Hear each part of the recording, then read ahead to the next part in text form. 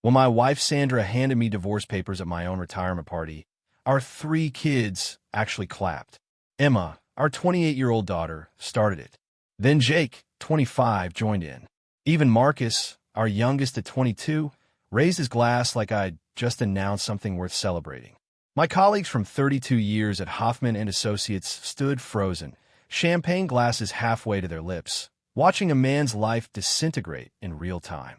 I'm Robert Chun, 58 years old, and I'd spent 3 decades as a structural engineer making sure buildings didn't fall down. Turns out I should have been paying more attention to my own foundation. Before I tell you what I did next, leave a comment below. Where are you watching this from? And have you ever had your family turn on you when you thought everything was fine? Because what happened in the weeks after that party taught me something about assumptions, about sacrifice, and about the difference between being used and being loved. The retirement party was Sandra's idea. She'd insisted on it. The Riverside Convention Center, 150 guests, full catering. At the time, I thought she was being generous, celebrating my achievement. 32 years climbing from junior engineer to senior partner. 32 years of 60-hour weeks, weekend site visits, taking calls during family dinners because when you're checking structural calculations, people's lives depend on getting it right. Robert deserves this, Sandra had told Emma while planning it. I'd overheard them in the kitchen. After everything he's given to his career, he should have one night where everyone celebrates him. I'd felt grateful. Scene. After years of Sandra's subtle complaints about my hours, her sighs when I missed another dance recital or soccer game, I thought maybe she finally understood. The work wasn't just about money. It was about excellence, about responsibility, about building things that lasted. The party started at 7 p.m. on a Friday in September. I'd taken the afternoon off, something I rarely did, to get ready. Sandra had bought me a new suit, charcoal gray with a burgundy tie. "You need to look successful," she'd said, adjusting my collar. "This is your moment." By 7:30, the convention center hummed with conversation. My partners from the firm stood by the bar. College friends I hadn't seen in years had flown in. Even old Mr. Hoffman, retired now and pushing 80, had made the trip from Florida. He'd been my mentor, the man who taught me that structural engineering was as much about integrity as mathematics. Sandra worked the room like a politician's wife, all smiles and graceful movements. She wore a red dress I'd never seen before, probably bought special for night. Emma, Jake, and Marcus stood together near the gift table, dressed up and looking like the successful young adults they'd become. Emma had her MBA now, working in marketing. Jake was finishing law school. Marcus had just started his career in finance. I felt proud. Whatever mistakes I'd made as a father, they'd turn out well. The dinner was prime rib and salmon, speeches between courses. My partner David Chun, no relation despite the shared last name, talked about my precision, my dedication to safety standards, my mentorship of younger engineers. "Robert Chun doesn't just build structures," David said, raising his glass. "He builds legacies. He builds things that will stand long after we're gone." The applause was warm, genuine. I felt my throat tighten with emotion. Then Sandra stood up. She didn't wait for the speeches to officially end, just rose from her seat beside me with a microphone someone had handed her. The room quieted immediately. "Thank you all for coming tonight," she said, her voice steady and clear. "It means so much to celebrate Robert's retirement with the people who've known him throughout his career." I smiled up at her, thinking she was going to add something personal, maybe a story about our early years when money was tight and my future uncertain. "Robert has dedicated his entire adult life to his work," Sandra continued. 60, sometimes 70 hours a week. Weekends at construction sites. Vacations interrupted by phone calls about load-bearing calculations and concrete stress tests. A few people chuckled, recognizing the truth of it. Mr. Hoffman nodded knowingly. "He's been so dedicated," Sandra said, "that he's barely been home for 30 years. The tone shifted. The chuckles died. People sensed something coming. "So dedicated," Sandra went on, her voice taking on an edge, "that he missed Emma's high school graduation because of a project deadline. So dedicated that he forgot our 20th anniversary entirely. So dedicated that I've essentially raised 3 children alone while living in the same house as a man who was never actually there. My smile had frozen on my face. This wasn't celebration. This was indictment. And now, Sandra said, reaching into her clutch purse, now that retirement is here, now that Robert finally has time for family, I want to give him the gift he's really earned. She pulled out a manila envelope, placed it on the table in front of me. Divorce papers, she announced to the room. Signed and filed this morning. 30 years was enough. The silence was absolute. 150 people holding their breath. Then Emma started clapping. Slow, deliberate applause that echoed through the room. Finally, Mom, she said loudly. Finally. Jake joined in, his law school confidence making him bold. About time, he called out. Good for you, Mom. Marcus, always the follower, raised his champagne glass. To Mom, he said, for having the courage to choose herself. My 3 children, the people I'd worked myself exhausted to provide for, were celebrating my humiliation. I looked around the room. My colleagues had their eyes down, studying their plates. My friends looked horrified, but helpless. Mr. Hoffman was shaking his head slowly, but whether in disappointment at me or at the spectacle, I couldn't tell. Sandra was smiling. Not a cruel smile, exactly. Something sadder, like she'd finally won a battle she'd been fighting for decades. I opened the envelope with numb fingers. The papers were real. Irreconcilable differences. Division of assets. The house, the cars, the retirement accounts, all itemized and split. She'd filed in California, community property state.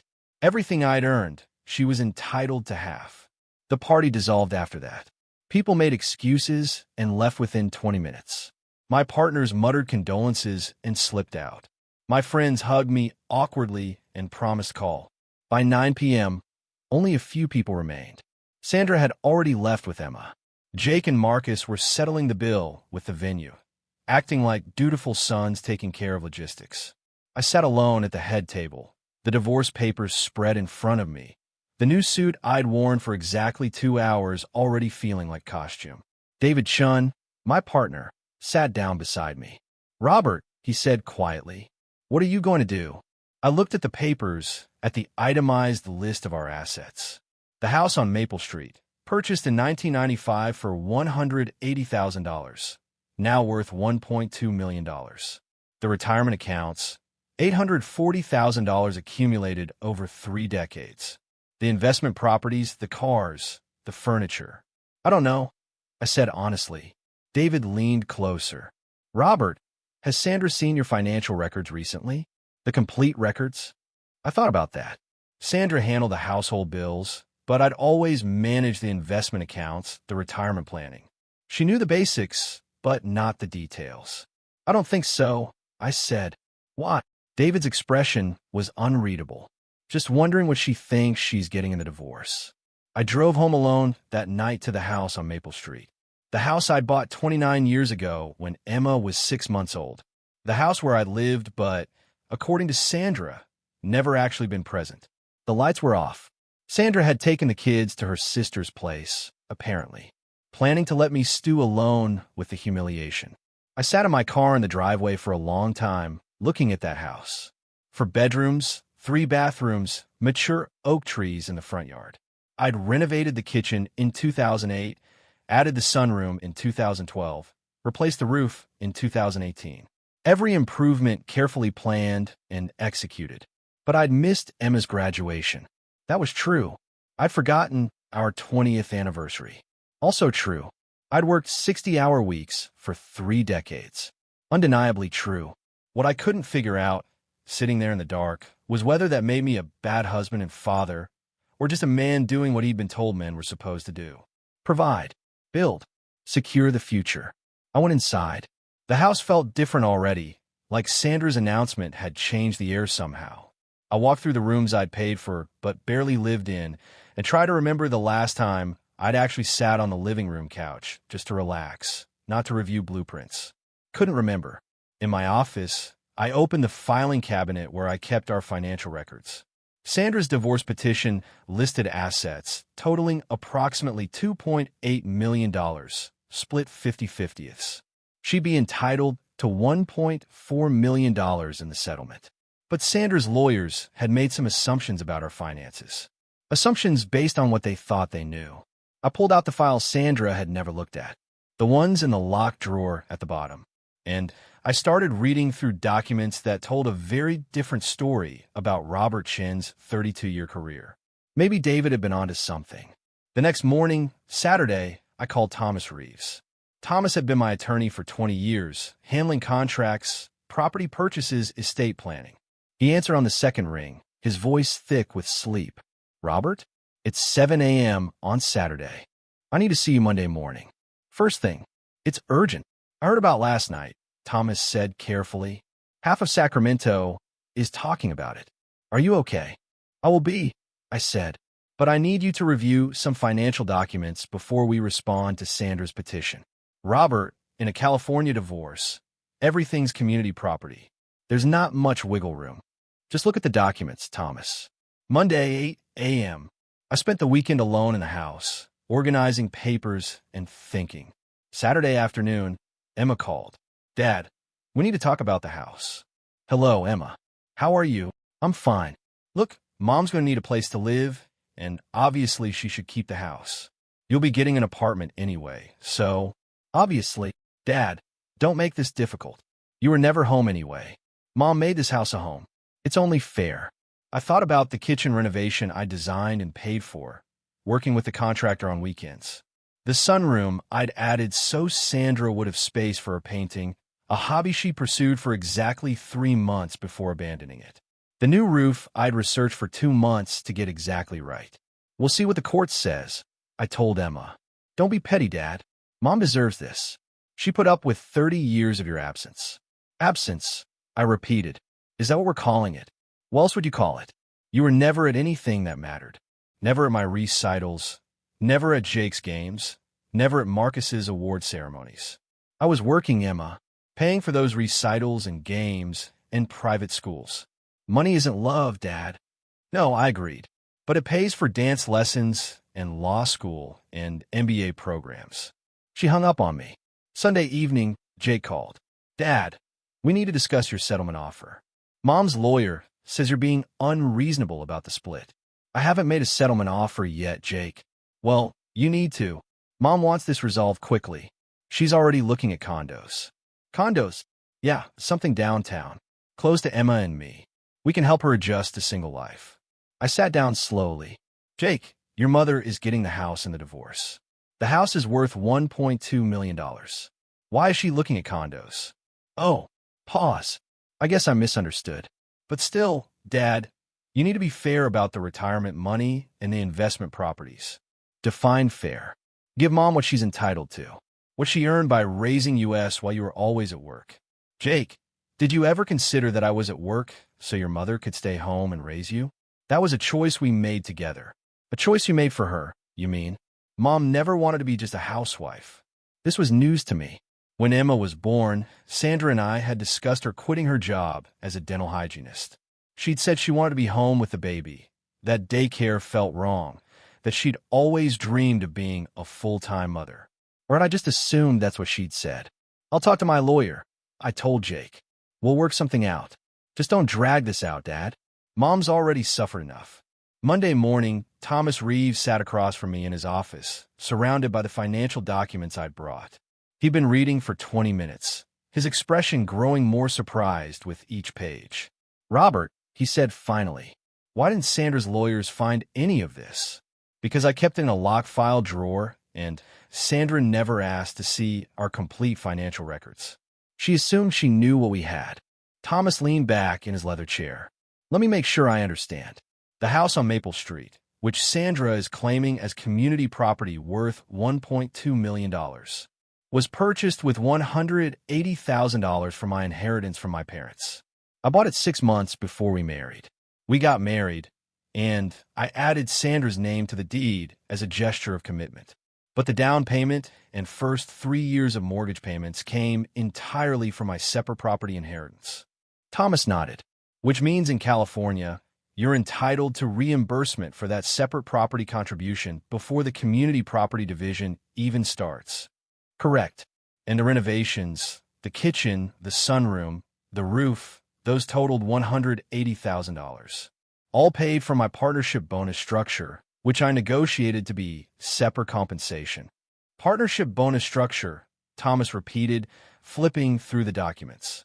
This is a separate property agreement between you and Hoffman and Associates, structured as compensation for bringing in specific high-value clients.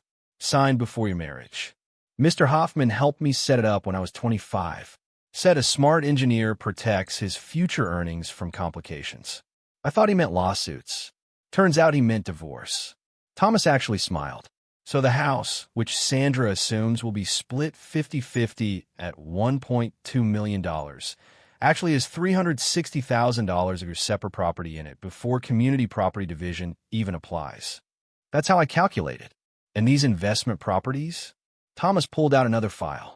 3 rental homes, currently valued at approximately $890,000.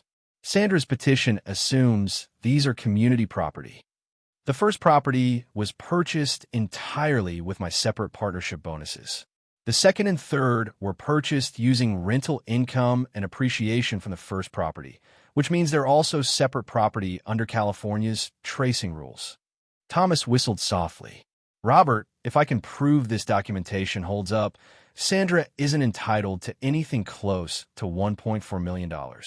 The only true community property is your 401k contributions during marriage and half of the Maple Street home's appreciation after subtracting your separate property contributions.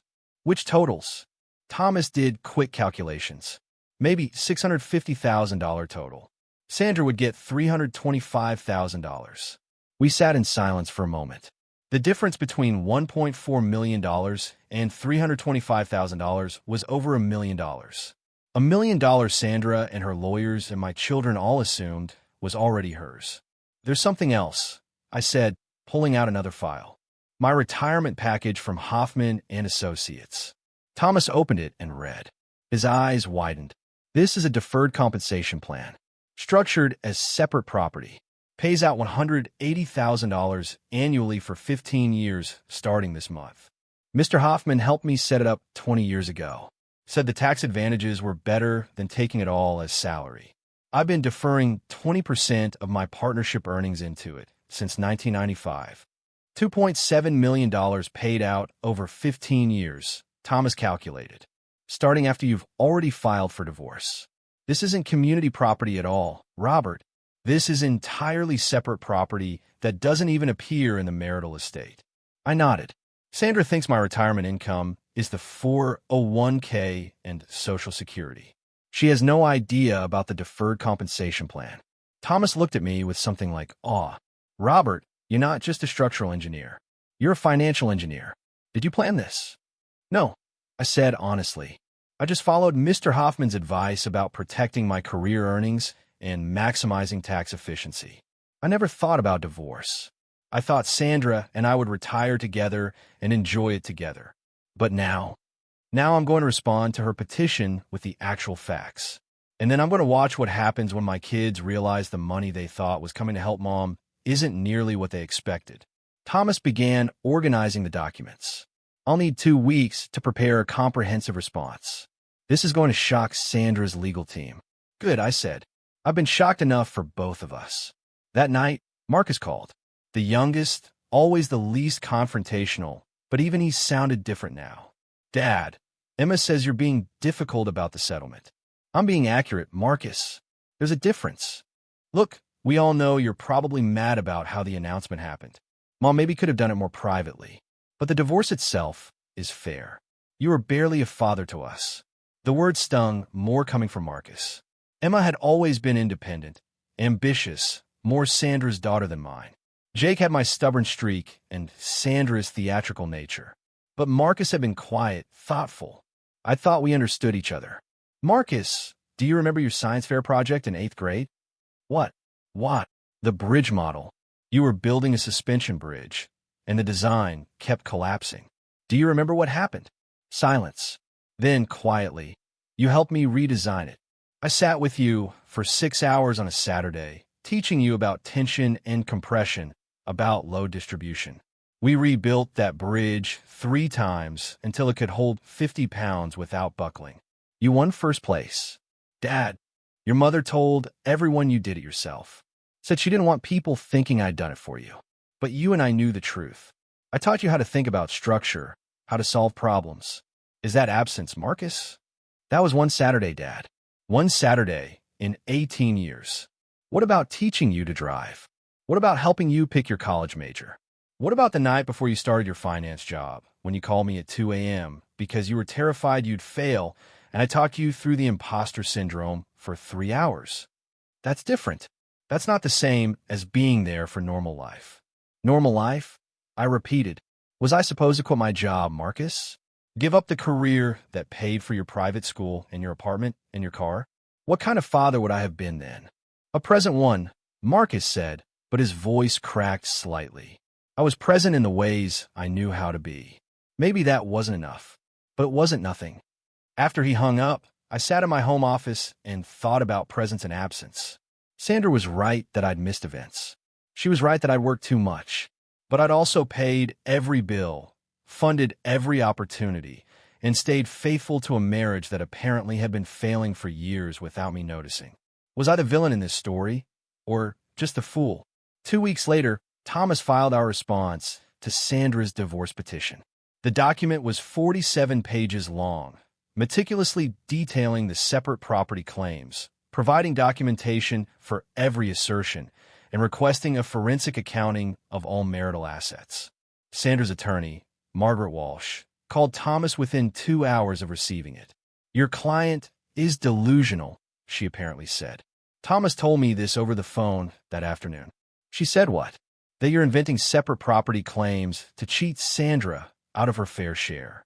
She's threatening to file a motion for sanctions, claiming we're making frivolous arguments. Are we? Robert, I've been practicing family law for 28 years.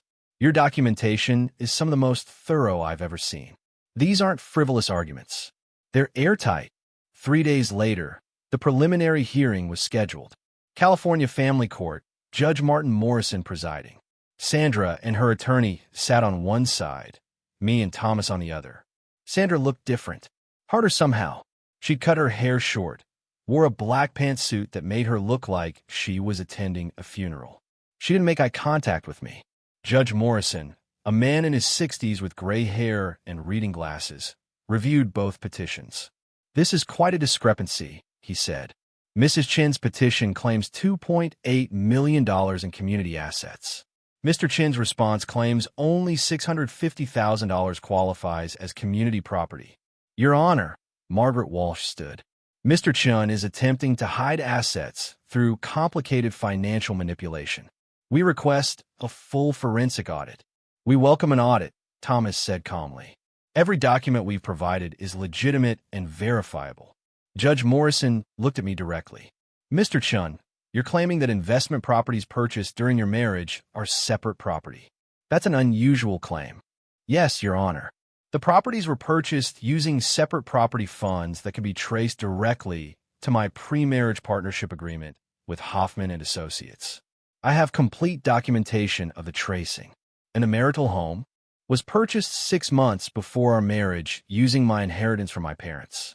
I added Mrs. Chun to the deed as a gesture of goodwill, but under California law, I'm entitled to reimbursement for my separate property contribution before the community property is divided. Judge Morrison made notes. I'm ordering a forensic accounting. Both parties will cooperate fully. We'll reconvene in 8 weeks with the accountant's findings. Outside the courtroom, Emma was waiting with Sandra. She glared at me as I walked past. You're really going to do this? She called after me. Really going to cheat Mom out of what she's owed? I stopped and turned around. Emma, I'm not cheating anyone. I'm providing accurate information about our assets. You're hiding money. Jake explained it to me. You structured everything to screw Mom over in a divorce. I structured everything to protect my career earnings and maximize tax efficiency. I never planned on divorce. Sandra spoke for the first time since the party. You planned for everything else, Robert. Why wouldn't you plan for this? It was a fair question, actually, because I took my marriage vows seriously, Sandra. I thought we were permanent. Permanent, she repeated bitterly. You were permanently at work. We were permanently alone.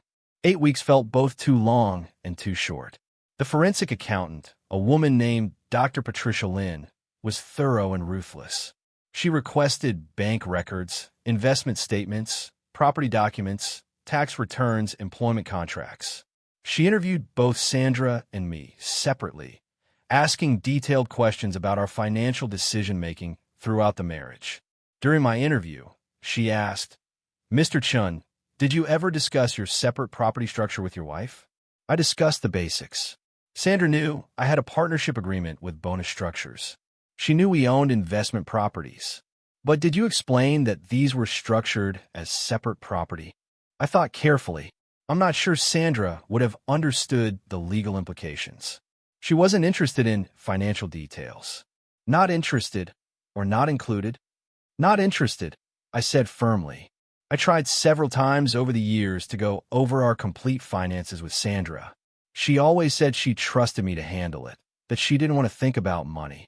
Dr. Lynn made notes.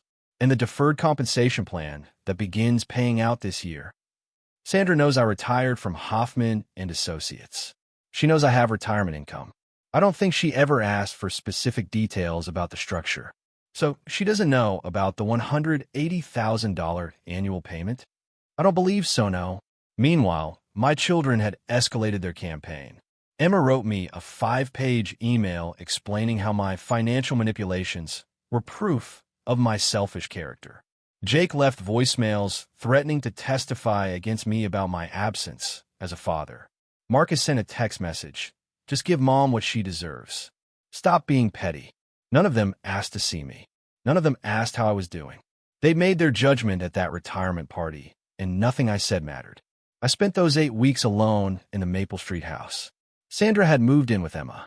I offered to be the one to leave, but Thomas advised against it. "Possession matters," he said. "Stay in the house." So I stayed, alone in 4 bedrooms and 3 bathrooms, eating frozen dinners and reviewing 30 years of financial documents. At night, I'd walk through the house and remember different versions of my family. Emma at 6, losing her first tooth at the kitchen table. Jake at 10, practicing his violin in the sunroom. Marcus at 15, studying for his SATs in the office. They'd been happy moments, I thought. But maybe I'd only been present for the house, not the life inside it. The forensic accounting report arrived on a Tuesday in November. 132 pages of detailed financial analysis. Thomas called me as soon as he received it. "Robert, Dr. Lynn's findings support your separate property claims entirely. The investment properties are clearly traceable to separate property funds. The marital home reimbursement is fully documented. Even the deferred compensation plan is structured in a way that makes it separate property. So what does Sandra get? Based on Dr. Lynn's calculations, the community property subject to division totals $680,000.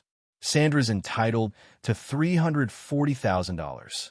Not $1.4 million. Not even $500,000. $340,000. She's going to be devastated," I said. "That's not your fault, Robert." She made assumptions without investigating the facts. The follow-up hearing was scheduled for the following week. This time, all 3 of my children attended, sitting in the gallery behind Sandra. They'd taken time off work, flown in if necessary, to support their mother against their father. Judge Morrison entered, and we all stood. He'd reviewed Dr. Lynn's report, he said. He'd found her analysis thorough and credible. He was prepared to make preliminary rulings on asset division pending the final divorce decree. Based on Dr. Lynn's forensic accounting, I find that Mr. Chin's separate property claims are supported by clear and convincing evidence. The 3 investment properties totaling $890,000 in value are Mr. Chin's separate property. The marital home, while titled jointly, has $360,000 of Mr. Chin's separate property contribution that must be reimbursed before community property division. Sandra's face went white. Emma made a small sound in the gallery.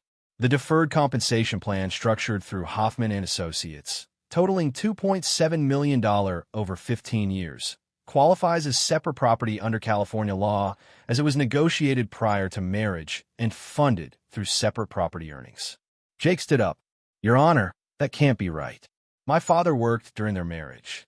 How was that income separate property?" Judge Morrison looked at him sternly. Young man, sit down. This is not a forum for spectators. But sit down, or I'll have you removed. Jake sat, his face flushed with anger. Judge Morrison continued. The community property subject to division consists of Mr. Chen's 401k contributions during marriage, totaling $440,000, and the appreciation of the marital home after subtracting separate property contributions, totaling approximately $240,000. Mrs. Chen is entitled to 50% of community property, totaling $340,000. Sandra's crying now quietly.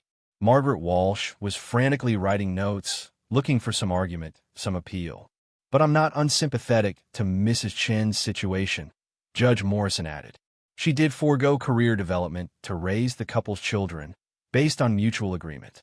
While this doesn't change the legal property division, I'm ordering Mr. Chen to pay spousal support in the amount of $4,000 per month for 5 years, the maximum allowable under the circumstances. $4,000 a month for 5 years was $240,000 additional. So Sandra would receive effectively $580,000 total from the divorce. Not nothing, but nowhere near what she'd expected. This court will reconvene in 30 days for final decree, Judge Morrison announced. In the meantime, Mr. Chen will retain possession of the marital home and the investment properties. Mrs. Chen's share of community property will be paid as a cash settlement within 60 days of the final decree. He struck his gavel. The hearing was over. In the hallway outside the courtroom, Emma confronted me with tears streaming down her face. You did this on purpose, she said. You structured everything to cheat, Mom. I structured everything according to California law, Emma. If your mother had asked to see our financial records at any point in 30 years, she would have known the situation. You hid it from her. I offered multiple times to go over our finances with her. She always said she trusted me to handle it. Jake stepped forward, his law school training making him aggressive. Dad, I'm going to find a way to challenge this. There has to be a fraud claim, some kind of constructive trust argument. Talk to your mother's attorney, I said calmly. I'm sure she's exploring all options. Marcus stood further back, looking uncertain. He met my eyes briefly, then looked away. Sandra was still in the courtroom, sitting in her chair, staring at nothing. I almost went back inside to talk to her. Almost tried to explain that I'd never meant to deceive her, that I'd just followed good financial advice and assumed we'd share everything in retirement anyway. But Thomas touched my arm. Let's go, Robert. There's nothing productive to say right now. The next 2 weeks were quiet. Too quiet. My children didn't call. Sandra didn't try to contact me. The house felt like a mausoleum, filled with the ghosts of a family that had apparently only existed in my imagination. Then, on a Thursday evening in early December, my phone rang. Emma, Dad, can we talk? Of course. Not on the phone. Can I come to the house? Just me. She arrived 20 minutes later, pulling up in the BMW I'd bought her for finishing her MBA. She looked tired, older somehow than her 28 years. We sat in the living room, the same room where I'd assembled Christmas presents and watched graduation videos and celebrated birthdays for 3 decades. Mom's broke, Emma said without preamble. She's getting $340,000 plus 5 years of spousal support. That's not broke. It's not what we thought, though. She was going to buy a condo downtown. She was going to help me with my business idea. She was going to pay off Jake's law school loans. We had plans, Dad. Plans based on assumptions. Emma nodded slowly. I talked to a financial advisor. He says Mom's settlement, if she invests it conservatively, will generate maybe $1,500 a month in income. Combined with the spousal support, she'll have about $5,500 a month total for 5 years, then just $1,500 after that. That's more than many people have, Emma. It's not enough to live the life she thought she'd have. We sat in silence for a moment. Then Emma said, quietly, I went through some old photos last week. Found albums Mom had put together from when we were kids. And there are more pictures of you than I remembered. You at my 4th birthday party. You teaching Jake to ride a bike. You helping Marcus build that bridge for science fair. I was there sometimes, Emma. I know, but Mom always talked about the times you weren't there. The recitals you missed. The games you couldn't attend. She built this narrative of absent father, and we just accepted it. Your mother wasn't lying. I did miss a lot, but you were working, paying for our house and our schools and our activities. Jake's private violin lessons were $200 a week. My dance classes were $300 a month. Marcus's SAT tutoring was $150 an hour. We never thought about where that money came from. I didn't respond. What was there to say? The thing is, Emma continued, Mom's been talking about dating. She's 57, still attractive. She thinks she'll meet someone new, someone who'll travel with her and take her to nice restaurants and give her the life you never did. I hope she does. Emma looked at me sharply. You mean that? Your mother's right that I wasn't the husband she needed. She deserves a chance to find someone who is. But what about you? What's your plan now? I gestured around the empty house. I have this place. I have my deferred compensation. I have 3 rental properties that generate income. I'll be fine. Fine, Emma repeated. Is that what you want? To just be fine alone? Emma, what do you want me to say? That I'm devastated? I am. That I wish things were different? I do. But your mother made her choice public and clear. She doesn't want to be married to me anymore. I can't change that. Emma wiped her eyes. I'm sorry about the party. About clapping. That was cruel. Yes, it was. I was angry. Mom had been talking for months about how ready she was to leave you, how she'd sacrificed everything for your career. I just believed her version without questioning it. Most children believe their mothers, Emma. That's not a character flaw. She laughed, a bitter sound. Jake's still angry. He thinks you manipulated the financial structure to cheat Mom. Jake's in law school. He should understand that following the law isn't manipulation. Marcus feels guilty. He's been avoiding both you and Mom, spending all his time at work. I thought about my youngest son, always the mediator, now trapped in the middle of a war he'd helped start. Tell Marcus he can call me anytime. No judgment, no agenda. Just his father who loves him. Emma stood to leave. At the door, she turned back. Dad, that decompensation plan, the $180,000 a year for 15 years. That's a lot of money. Yes. Were you ever going to tell Mom about it? Emma, I assumed we'd retire together and enjoy it together. The structure was about tax efficiency, not secrecy. But now you get all of it. And Mom gets $340,000 total. That's how California law works when you properly document separate property. She nodded slowly. It seems unfair somehow that you end up with millions while Mom struggles. Your mother isn't struggling, Emma. She has more money than 90% of divorced women her age. She just doesn't have as much as she assumed she'd have.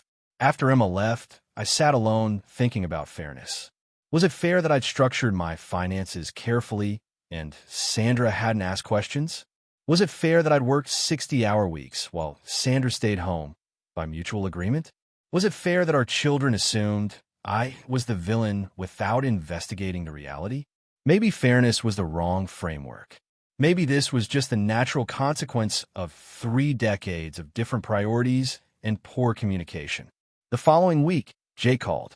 His tone was different, less aggressive. Dad, I need some advice. Legal advice? Financial advice. I'm graduating in May, and I have $180,000 in law school debt. That's substantial. Mom was going to help me pay it off from her divorce settlement. But now she says she can't, that she needs to preserve her capital. I waited. The interest rate is 7.5%. My payments will be almost $2,100 a month. On a first-year associate salary, that's brutal. What are you asking me, Jake? Silence. Then, could you help me? Not all of it. Just maybe pay the interest for a few years while I get established. I did the math quickly. Interest on $180,000 at 7.5% was $13,500 annually. 3 years would be $40,500. Not insignificant, but manageable for my deferred compensation. Jake, at the retirement party, you stood up and said it was about time your mother divorced me. You celebrated my humiliation. Why would you think I'd help you now? Because you're my father, he said quietly. And I made a mistake. One mistake, or a pattern of mistakes. I've been thinking about what Mom said versus what's actually true. About the life we had versus the life she described. We lived in a good house in a good neighborhood. We went to good schools. We had opportunities most kids don't get. And yeah, you worked a lot, but you work for us. But, but it's easier to be angry at an absent father than grateful to a provider. Anger is simpler than complexity. I lean back in my chair. Jake, I'll make you a deal. I'll pay your loan interest for 3 years on 2 conditions. What conditions? First, you call your mother and apologize for assuming she'd pay your debt from her settlement. She's your mother, not your bank. Okay. And second, you spend 1 Saturday a month with me for the next year. Just us. Lunch, a drive, whatever. We talk about things that matter. We rebuild what was broken. That's it. 12 Saturdays for $40,000 worth of interest payments. That's it. Why? Because I missed too many Saturdays when you were growing up. I like to not miss these ones. Jake was quiet for a long moment. Okay, Dad. Deal. After we hung up, I sat in the quiet house and felt something shift. Not happiness exactly, but maybe the beginning of hope. 2 days before Christmas, Marcus showed up unannounced. I was decorating a small tree, something I'd done more out of habit than joy, when the doorbell rang. Marcus stood on the porch holding a bottle of wine and looking uncomfortable. Can I come in? We sat in the living room, the tree lights blinking steadily. Marcus poured 2 glasses of wine. I've been a coward, he said without preamble. How so? Emma told me about the photos she found, about you being more present than we remembered. So I went through my own memories, really thought about them instead of just accepting Mom's version. And you were there for important things. Not everything, but important things. You taught me to throw a football. You helped me pick my college. You talked me off the ledge before my first day of work. But somehow Mom's narrative was louder than the actual memories. Your mother was hurt, Marcus. Hurt people tell hurt stories. But they weren't all true. Or they were true, but incomplete. You weren't perfect, but you weren't absent either. You were just working. I was working too much, I admitted. Your mother's right about that. Marcus nodded. But Emma also told me about the financial stuff.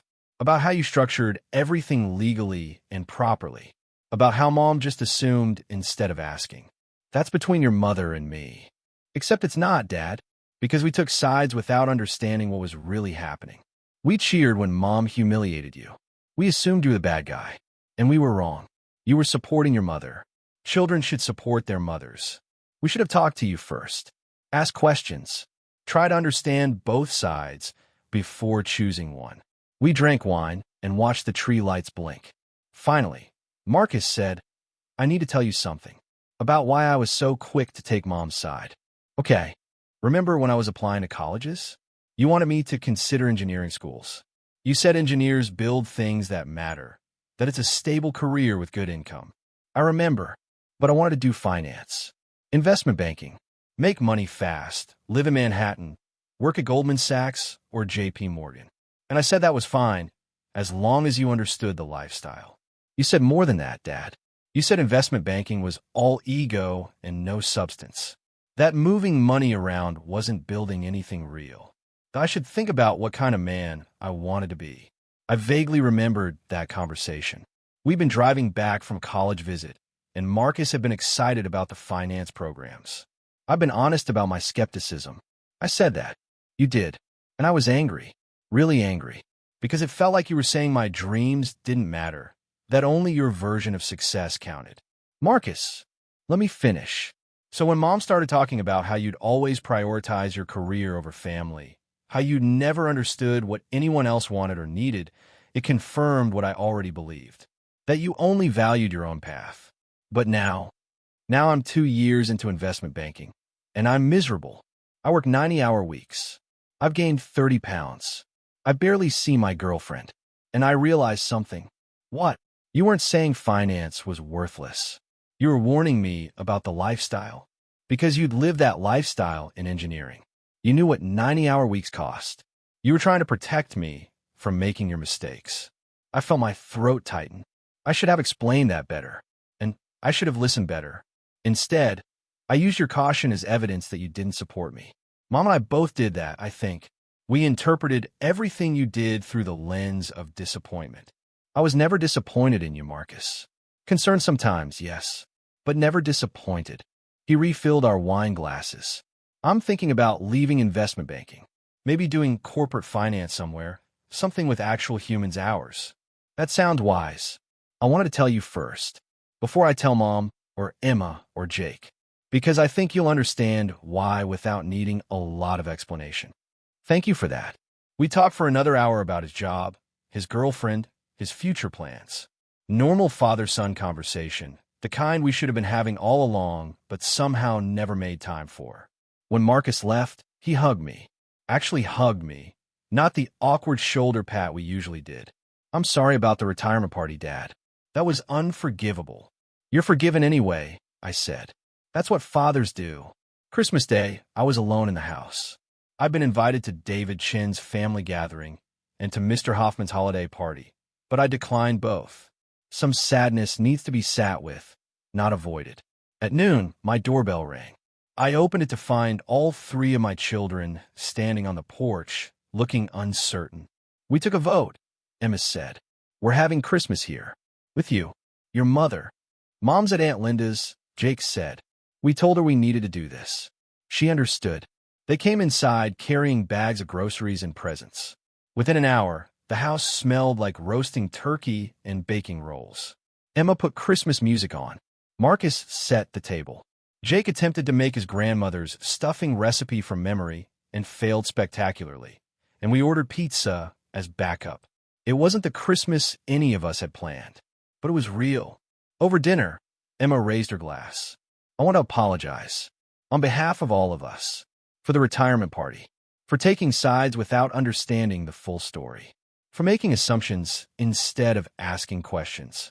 We were wrong, Jake added. Not about everything. You did work too much, Dad.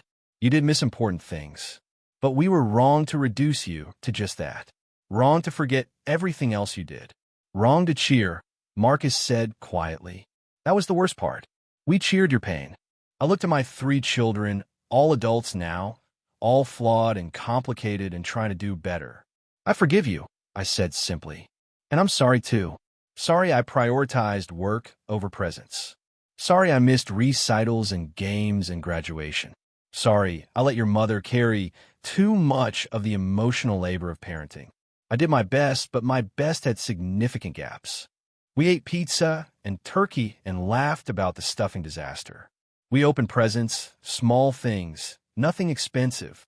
Emma gave me a framed photo of all of us from 2003, before everything got complicated. Jake gave me a book on work-life balance with a note inside. For your next chapter, Marcus gave me a journal with an inscription. Write down the memories you do have, so we never forget them. After they left, I sat in the quiet house and felt something I hadn't felt in months. Gratitude. The divorce was finalized in February. Sandra got her $340,000 settlement plus 5 years of spousal support. I kept the house, the rental properties, and my deferred compensation. The legal process was clean and final. Sandra and I spoke once after the final decree, a brief phone call to settle last details. Robert, she said, her voice uncertain. Did you ever love me? Every day for 30 years, I said honestly. I just didn't know how to show it in ways you needed to see it. I loved you too, she said. But loving someone and being happy with them aren't always the same thing. No, they're not. Do you think we could have made it work? If we tried harder, communicated better? I thought about that. Maybe. Or maybe we were always incompatible in fundamental ways, and we just didn't realize it until the kids were grown and the work pressure eased, and we actually had to look at each other. That's sad. Yes, it is. But it's also honest. I'm sorry about the retirement party, Robert. That was cruel. Yes, it was. But I understand why you did it. You were hurt and angry, and you wanted me to feel what you'd felt for years. Did it work? Spectacularly. She laughed, a bitter sound. For what it's worth, I never intended to take you for everything.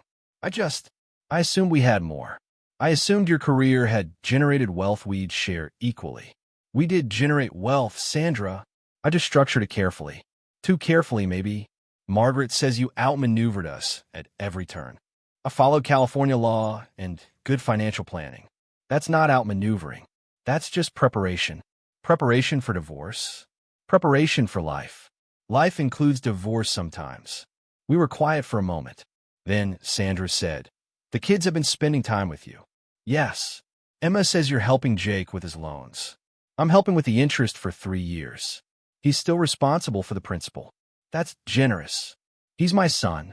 "Marcus says you encouraged him to leave investment banking." "I told him to prioritize his well-being over his income. He's 22. He has time to build a career that doesn't destroy his health." "That's good advice." She paused. "Emma's asking me to apologize to you." "For what specifically?" "For 30 years of resentment that I never directly addressed. For building a narrative of absent father instead of acknowledging your actual presence. For humiliating you at your retirement party instead of having a private conversation about divorce. Do you want to apologize? Or is Emma pressuring you?" "Both, I think." "I'm sorry, Robert. Not for leaving. I needed to leave. But for how I did it. I accept your apology. And I'm sorry, too. For working too much. For assuming money was enough. For not noticing you were unhappy until it was too late to fix it. Could we have fixed it? I don't know. But we could have tried." After we hung up, I sat in my office and thought about the difference between winning and succeeding. I'd won the divorce, in the sense that the law had protected my separate property and I'd retained most of my assets.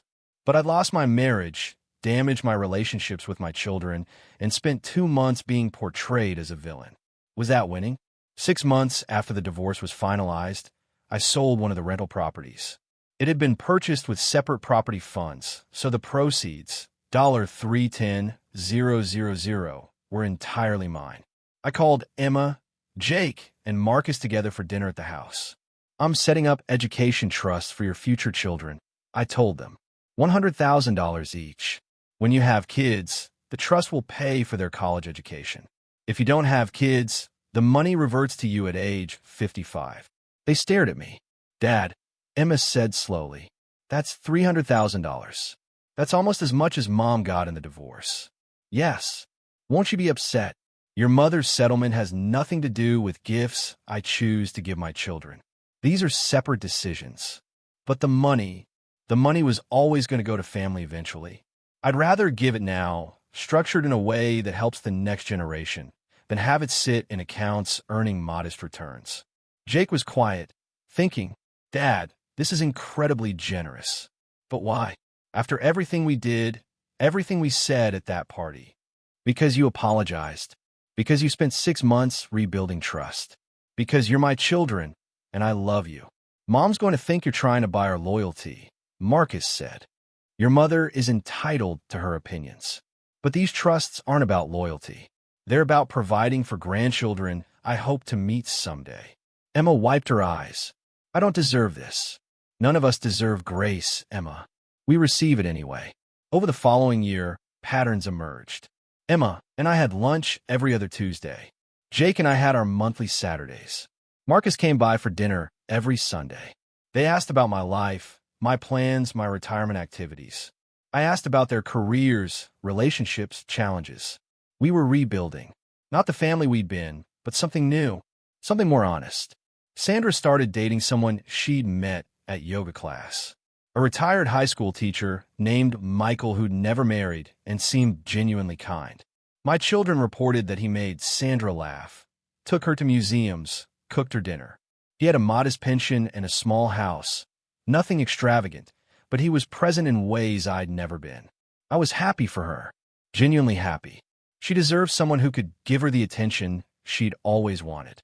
I started dating too, eventually. A woman named Patricia who'd been widowed 5 years earlier.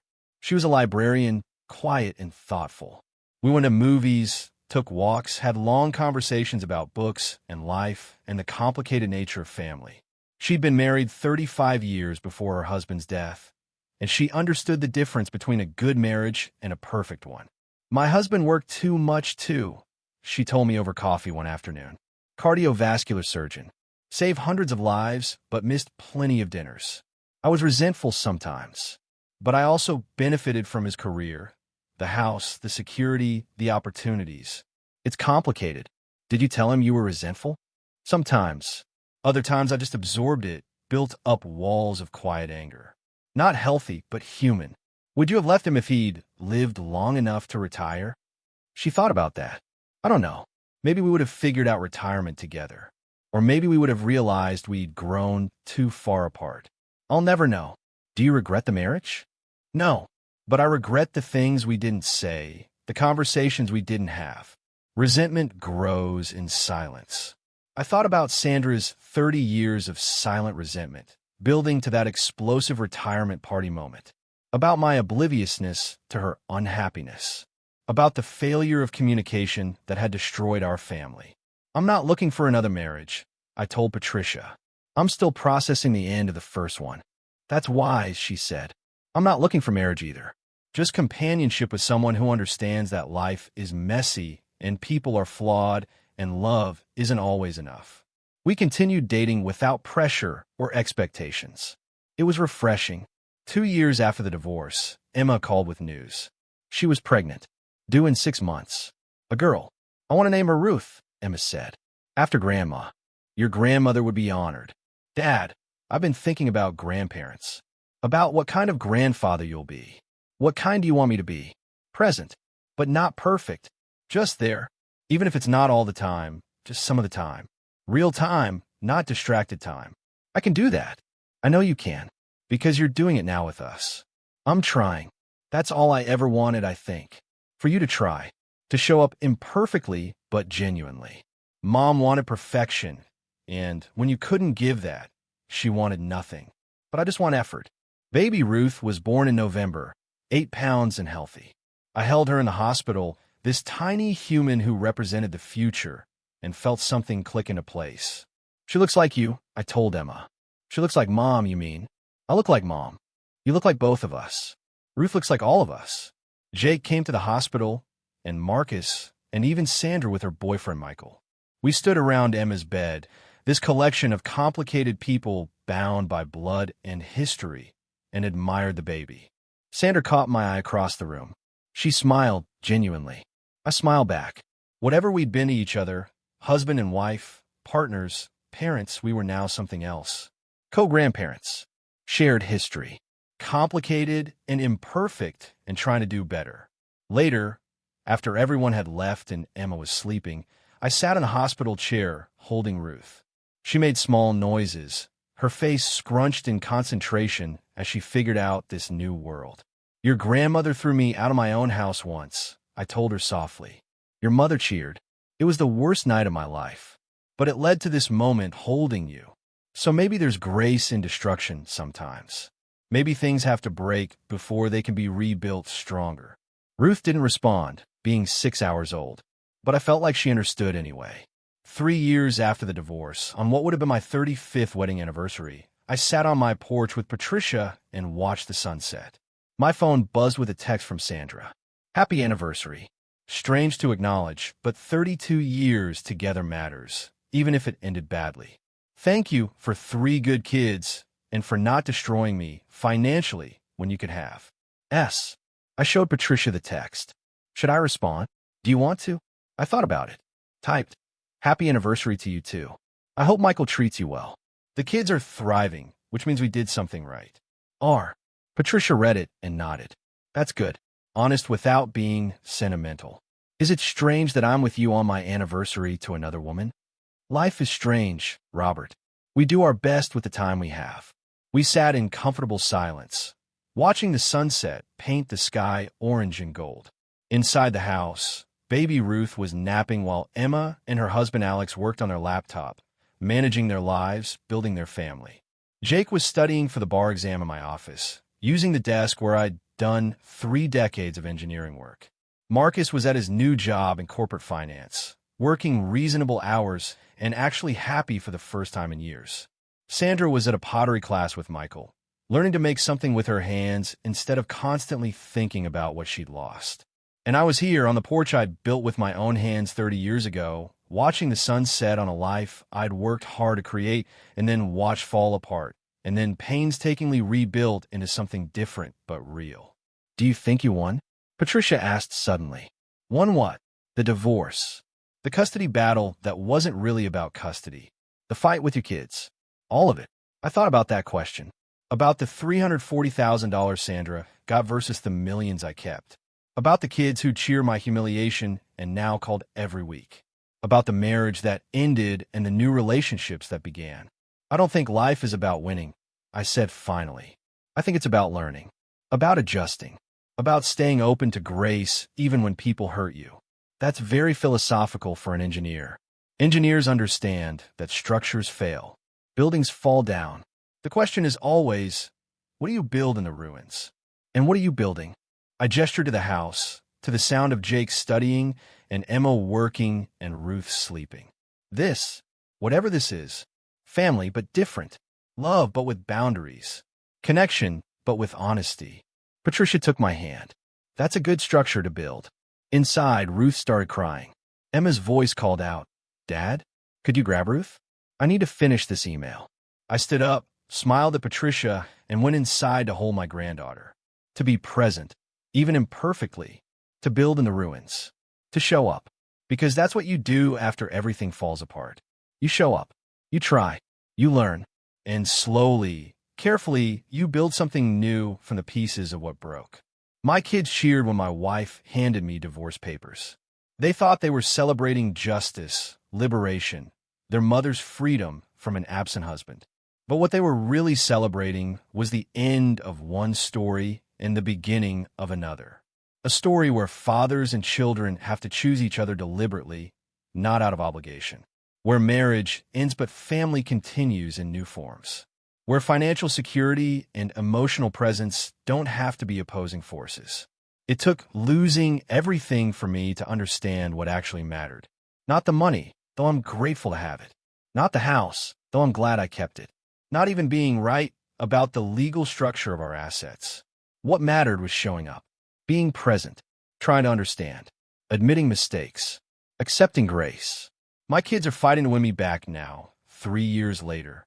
But the truth is, they already have me. They had me all along, even when they were cheering my worst moment. Because that's what fathers do. We stay, we forgive, we show up, and slowly, imperfectly, we build something worth keeping. If you've ever felt undervalued by your family, if you've ever sacrificed only to have those sacrifices dismissed, leave a comment below. Where are you watching from? What time is it there? Your story matters. And if this story resonated with you, share it with someone who needs to hear that endings can lead to better beginnings. That being right isn't the same as being happy. That family is something we build, not something we inherit. Subscribe for more stories about resilience, about rebuilding, about finding grace in the ruins of what we thought our lives would be. Because sometimes the best revenge isn't revenge at all. Sometimes it's just living well, loving honestly, and showing up every day to build something real from the pieces of what broke.